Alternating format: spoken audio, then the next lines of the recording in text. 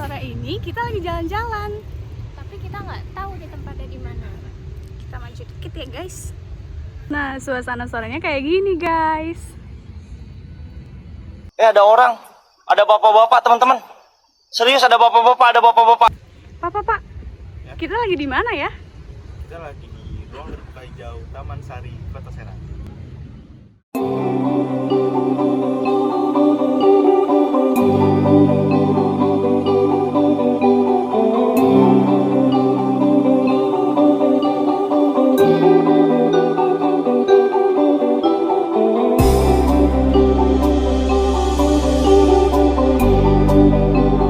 Oke, untuk masa yang pertama, di sini saya menemukan beberapa perokok. Seperti yang bisa kalian lihat, di belakang saya ada 2 perokok. Nah, kenapa perokok ini bisa dikategorikan dalam masalah? Karena asap dari perokok ini bisa mengganggu pengunjung lain. Nah, selain itu, semakin banyaknya perokok di lingkungan ruang terbuka hijau ini, maka hal tersebut akan menyebabkan timbulnya polusi udara yang tidak baik untuk lingkungan RTH ini.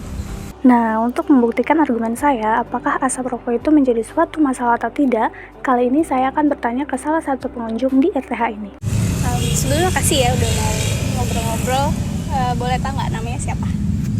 Namanya Melati. Sering kesini atau enggak? Enggak sih, jarang.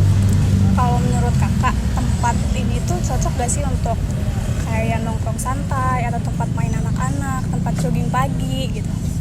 Kurang sih kakak, soalnya fasilitasnya kurang lengkap juga. Kalau ngomongin soal udara nih, mau tanya dong, kakak tuh tim yang nggak suka banget sama asap rokok atau tim yang ya udah deh bodo amat gitu ada asap rokok? Tim yang nggak suka asap rokok. Oke, kalau di tempat ini pernah lihat gak sih kayak ada bapak-bapak atau kakak-kakak yang merokok gitu? Pernah. Sebagai tim yang sama-sama nggak suka dengan asap rokok, kira-kira menurut kakak adanya asap rokok tuh bisa ganggu kita nggak sih, kayak bakal jadi masalah atau gimana? Iya, bakal nyebabin masalah terhadap lingkungannya juga, sama terhadap diri sendiri, orang lain juga bisa. Oke, segitu aja. Terima kasih. Nah, kemudian keadaan yang terjadi sekarang adalah banyaknya infrastruktur yang sudah rusak atau tidak terawat, kemudian tanaman yang mati, dan juga rumput-rumput yang kering. Nah, yang terakhir, fun fact-nya adalah dulu sebelum menjadi ruang terbuka hijau, tempat ini merupakan Pasar Taman Sari, dan kemudian pada tahun lalu berubah menjadi ruang terbuka hijau Taman Sari Kota Serang. Nah, untuk itu mari kita bertanya kepada salah satu masyarakat yang ada di sekitaran ruang terbuka hijau ini. Menurut kakak, tanggapan tentang keadaan RTH sekarang itu kayak gimana? Apalagi kan dilihat dari infrastrukturnya nih, banyak yang rusak, terus tanaman-tanamannya juga yang kurang terawat. Nah, menurut kakak itu kayak gimana? Ya, menurut saya harus diperbaiki lagi, terutama tentang masalah sampah di sini. Sampah di sini saya lihat itu dari ujung pojok sampai ujung pojok itu masih banyak. Jadi harus dibersihkan lagi.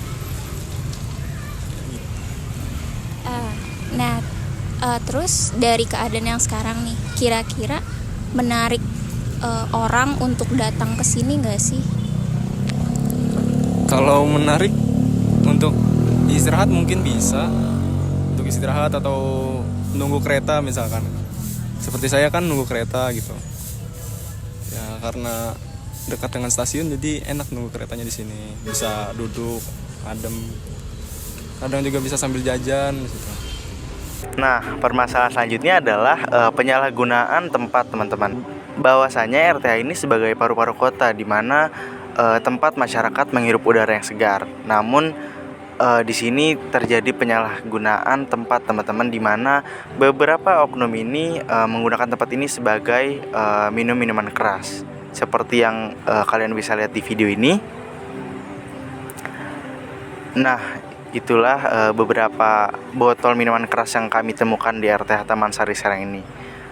Nah, kira-kira apa sih tanggapan masyarakat sekitar terkait adanya beberapa oknum yang meminum minuman keras ini di tempat RTH Taman Sari Serang? Halo Kak, dengan kakak siapa? Saya Zia, halo. Kakak anak sini atau bukan? Iya, ini saya tinggal di Sumur Pacung. Oh.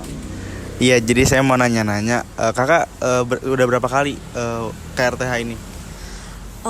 Nggak sering sih karena saya sibuk kuliah juga ya. Jadi paling sekali 2 kali lah dalam sebulan. Nah, kakak sendiri pernah ngeliat gak sih kayak anak-anak muda nongkrong di RTH ini? Iya, cukup sering sih. Kalau malam-malam banyak sih cowok-cowok gitu. Oke. Nah, kan tadi saya tuh ngelihat ada botol-botol minuman keras ya. Tanggapan kakak nih, apa ya? Kayak RTH ini malah dijadiin tempat buat mabuk-mabukan gitu. Wah, itu pasti nggak baik banget ya. Karena kan ini lingkup publik, banyak anak-anak pastinya ya akan kesini dan pasti mereka juga bertanya-tanya ini botol apa ya ke orang tua. Itu nggak baik banget sih menurut saya. Oke, nah kira-kira ini bisa jadi masalah yang besar gak sih buat masyarakat sekitar atau RTH-nya sendiri? Wah, bisa banget sih karena yang namanya orang mabuk kan pasti biasanya tidak bisa dikontrol ya perilakunya. Mungkin aja dia bisa membuat kegaduhan mungkin ke jalan atau mungkin RTH-nya dirusak. Kita kan nggak tahu ya, kita nggak bisa prediksi, tapi itu pasti buruk sih dampaknya. Oke, terima kasih kak. Baik, sama-sama. Jadi, apakah kalian pernah merasakan betapa pentingnya ruang terbuka hijau bagi kehidupan kita? RTH bukan hanya sekedar area hijau yang terlihat indah, tetapi juga memiliki banyak manfaat bagi lingkungan dan masyarakat sekitar. RTH memiliki fungsi ekologi yang sangat penting, yaitu sebagai paru-paru kota atau wilayah. Seluruh tumbuhan yang ada pada RTH dapat menyerap CO2, menghasilkan oksigen, menurunkan suhu, memberikan suasana sejuk, serta menjadi area resapan air. Tanpa RTH, kota akan terasa lebih panas dan polusi udara akan semakin tinggi. Namun sayangnya, masih banyak daerah yang kurang memperhatikan RTH. Banyak lahan yang seharusnya menjadi RTH malah dijadikan bangunan atau tempat parkir. Padahal RTH sangat penting bagi keseimbangan lingkungan dan kesehatan masyarakat. Oleh karena itu, mari kita jaga dan lestarikan RTH di sekitar kita. Kita bisa mulai dengan menanam pohon di halaman rumah atau mengajak teman-teman untuk membersihkan area RTH yang ada di sekitar kita. Jangan biarkan RTH kita hilang dan tergantikan oleh beton dan aspal. Mari kita jaga keberadaan RTH untuk kebaikan lingkungan dan kesehatan kita semua.